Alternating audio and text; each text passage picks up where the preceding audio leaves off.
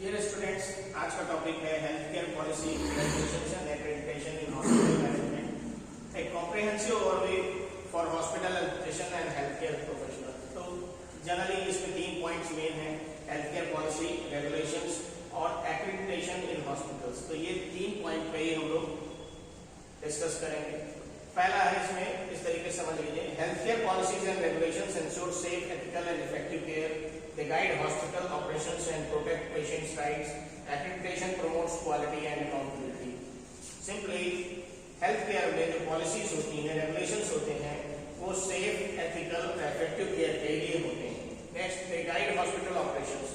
तो जो वो एक तरीके से guide करते हैं hospitals के operations को कि किस तरीके से किसी process को किया जाए, और protect patients' rights. Patient का जो right होता है, अधिकार जो होता है, उसको भी सुरक्षित करते हैं। Next, accreditation promotes quality and accountability. Accreditation मिलने से क्या होता है, मान्यता मिलने से कहीं ना कहीं पेशेंट का जो ओवरऑल जो प्रमोट्स क्वालिटी प्रमोशन होता है, और साथ में अकाउंटेबिलिटी अर्थात जवाबदेही भी लोगों की, स्टाफ की होती है, management.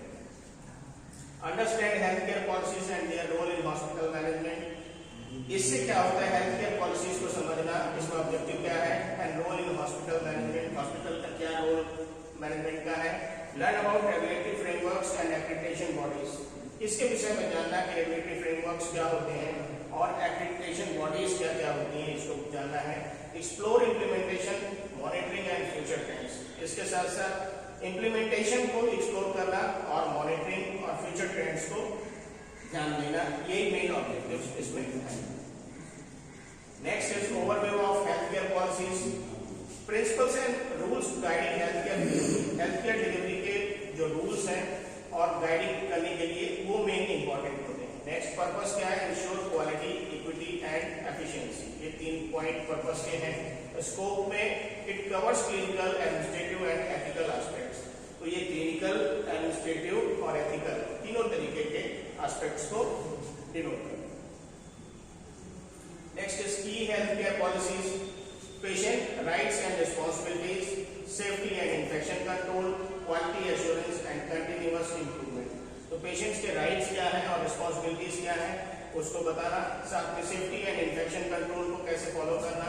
Quality assurance means quality का एश्योरेंस मस्ट होता है, और साथ में उस क्वालिटी एश्योरेंस को कंटिन्यूअस हमको इंप्रूव भी करते रहना होता है। Next is regulatory framework. National bodies जो होती हैं, ministry of home and health and family welfare, NABH national education और board of health and hospitals, MCA medical council of India, RNMC।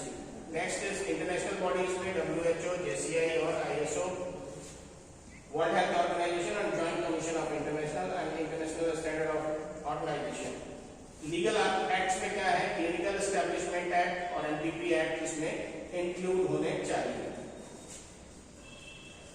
Next is role of government in health care regulations, policy formulation and legislation, licensing and accreditation, monitoring and enforcement. ये 3 role जो main है government के health care regulations में होते हैं। पहला policy formulation, policy को formulate करना, और लेजिस्लेशन जो कानूनी पार्ट है उसको देखना। Licensing and accreditation, licence provide करना और साथ में एक्रेडिटेट करना, मान्यता प्रदान करना। मॉनिटरिंग एंड एनफोर्समेंट, इसके साथ साथ मॉनिटरिंग भी करना और चीजों को एनफोर्स करना कि अगर कोई इमरजेंसी या कोई ऐसी चीजें उससे रिलेटेड आती है तो उसमें अपनी चीजों का या अपनी शक्तियों का इस्तेमाल करके उसको ठीक कर सकते। Hospital management and compliance, it ensures legal and ethical operations. जो भी कानूनी और नीति से संबंधित जो ऑपरेशन से रिलेटेड इंश्योरेंस को इंश्योर करना जरूरी होता है कंप्लायंस के फॉर्म में। Reduce risk of penalties and legislation, अगर इन चीजों को फॉलो करते हैं तो पेनल्टीज को और जो कानूनी जो प्रावधान है उनसे बचने में सहायता होती है। बिल्ड्स पब्लिक ट्रस्ट, और इसके साथ साथ लोगों के जो पब्लिक है उसके साथ आपका विश्वास बढ़ता है। एंड इट इम्प्रूव्स आउटकम, और उससे जो आगे की जो स्थितियां हैं वो बेहतर होती हैं और चीजों को आप पेशेंट की केयर और सर्विसेज को भी इम्प्रूव कर सकते हैं। एक्रेडिटेशन इन हेल्थ केयर, जो भी एक्रेडिटेशन होता है या मान्यता जो मिलती है, formal recognition of quality standard, मतलब इसका कि उस संस्था को या उस जगह को एक क्वालिटी आप स्टैंडर्ड्स लेवल पे मानते हैं, और साथ में इसका सिग्निफिकेंस क्या होता है, महत्व क्या होता है। प्रमोट्स पेशेंट सेफ्टी,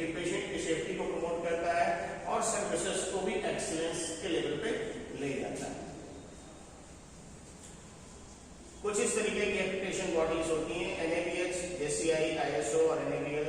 NABH हमारे यहाँ हॉस्पिटल्स के लिए होता है और JCI जॉइंट कमीशन इंटरनेशनल के लिए, ISO ग्लोबल स्टैंडर्ड्स के लिए और NABL जो होता है लेबोरेटरी एक्रेडिटेशन के लिए होता है।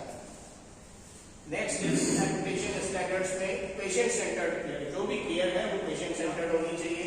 Clinical protocols and documentation proper होना चाहिए। जो प्रोटोकॉल्स क्लिनिकली हैं उसको प्रॉपर्ली अप्लाई करना चाहिए और जो डॉक्यूमेंटेशन है पेशेंट के इंडोर आने से लेकर के और डिस्चार्ज होने तक डॉक्यूमेंटेशन हर चीज का सही से करना चाहिए। Next infrastructure and safety. Accreditation standards में आपकी जो बिल्डिंग जो बनी है हॉस्पिटल से रिलेटेड उसका इंफ्रास्ट्रक्चर एक प्रॉपर पैमाने के साथ बना हो और उसमें जो स्टैंडर्ड्स हैं उनको फॉलो किया जाए और सेफ्टी के जो नॉर्म्स हैं फायर से रिलेटेड या अदर जो रिलेटेड सेफ्टी नॉर्म्स हैं उनको भी प्रॉपर्ली फॉलो किया जाए। साथ में स्टाफ क्वालिफिकेशन एंड ट्रेनिंग, जो स्टाफ की क्वालिफिकेशन है और ट्रेनिंग है वो भी प्रॉपर होनी चाहिए। प्रोसेस ऑफ एक्रेडिटेशन कैसे होता है? एप्लीकेशन सबमिशन, पहला काम है हॉस्पिटल सब अपना एप्लीकेशन सबमिट करते हैं। फिर pre assessment and gap analysis, जो टीम होती है NABH NABL की वो आपका करके प्री असेसमेंट करती है। जो भी गैप एनालिसिस होता है उसको करके आपको बताते हैं कि क्या क्या चीजें आप इम्प्रोवाइज करिए। फिर फाइनल असेसमेंट होता है और कंप्लायंस चेक होता है।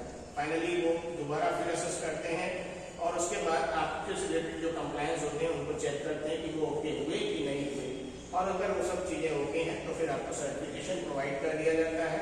और लेकिन एक सर्टिफिकेशन जो होता है एक लिमिटेड टाइम के लिए होता है, 3 साल के लिए या 2 साल के लिए जिस जगह पे, तो उसके हिसाब से नेक्स्ट टाइम पे भी रिव्यू किया जाता है। रिव्यू में अगर चीजें पॉजिटिव है तो ऑब्वियसली आपका जो एक्रेडिटेशन है उसको बढ़ा दिया जाता है और अगर कोई कमी है तो आपको पॉइंट आउट करेंगे, उसको आप ठीक करेंगे और फिर से सबमिट करेंगे, फिर जाकर के आपकी चीजें आगे के लिए अलाउ करते हैं।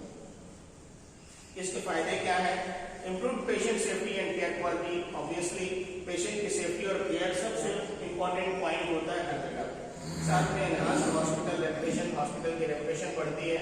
बेटर ऑपरेशनल एफिशिएंसी, और इससे क्या होता है जो आपकी जो ऑपरेशनल एफिशिएंसी है, जो काम करने के जो तरीके हैं उनकी जो क्षमता है वो बेहतर हो जाती है।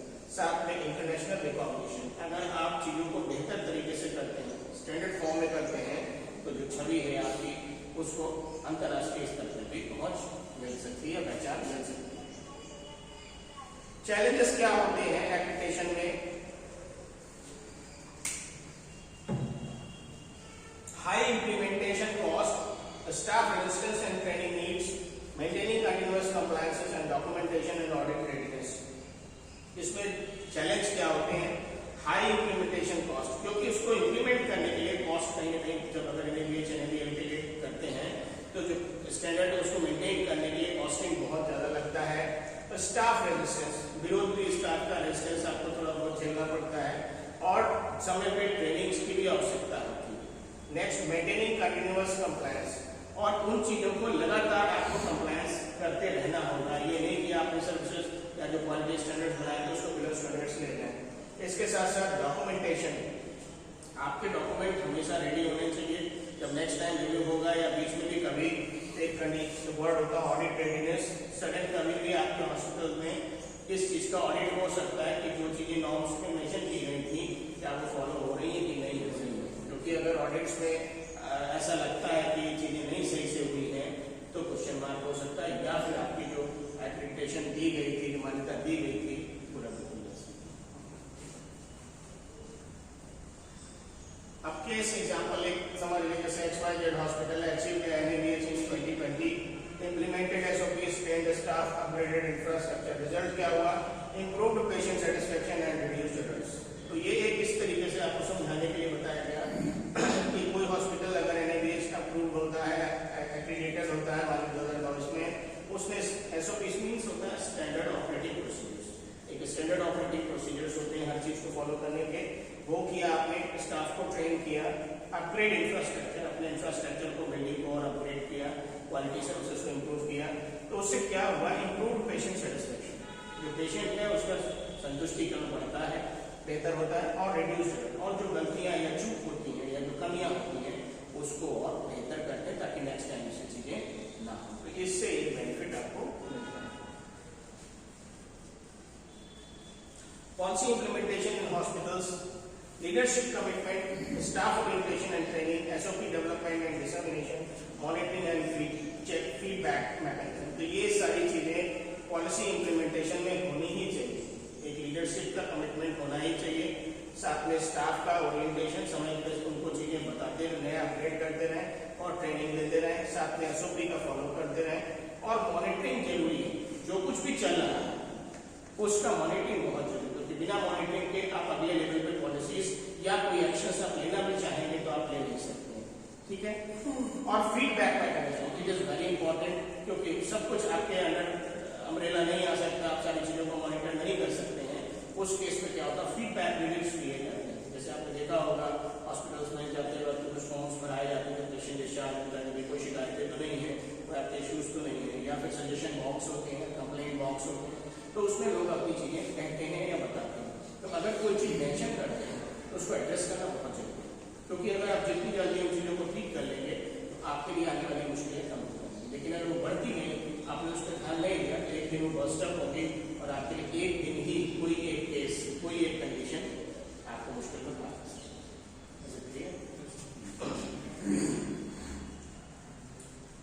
Monitoring and evaluation, internal audits and quality indicators, patient feedback and grievances reducer and benchmarking and performance goals. means internal audits, आप स्वयं से भी अपनी चीजों का आकलन करते रहिए. इंटरनल ऑडिट भी क्या होता है, बड़े जो संस्थान होते हैं वो अपना आंतरिक भी एक तरीके से सर्वे करते रहते हैं कि हमने जो चीजें सर्विसेज दे रखी हैं, जो हमने नॉर्म्स बना रखे हैं, क्या वो सही से चल रहे हैं कि नहीं चल रहे हैं. तो उसके लिए इंटरनल ऑडिट्स होते हैं और क्वालिटी इंडिकेटर्स.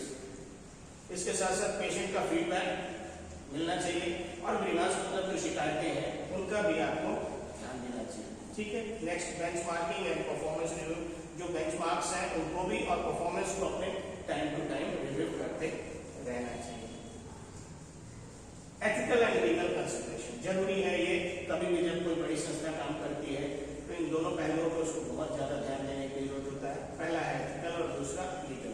मतलब जो आपने नीतियां बनाई या नीतियां पहले से जो इस पर क्रियान्वयन हो रहे हैं उनका भी ध्यान और कानूनी पहलुओं का भी ध्यान रखना होगा. Patient confidentiality and data protection, patient की जो कॉन्फिडेंशियलिटी है, गोपनीयता है, और उससे रिलेटेड जो डेटा है उसका प्रोटेक्शन होना जरूरी है.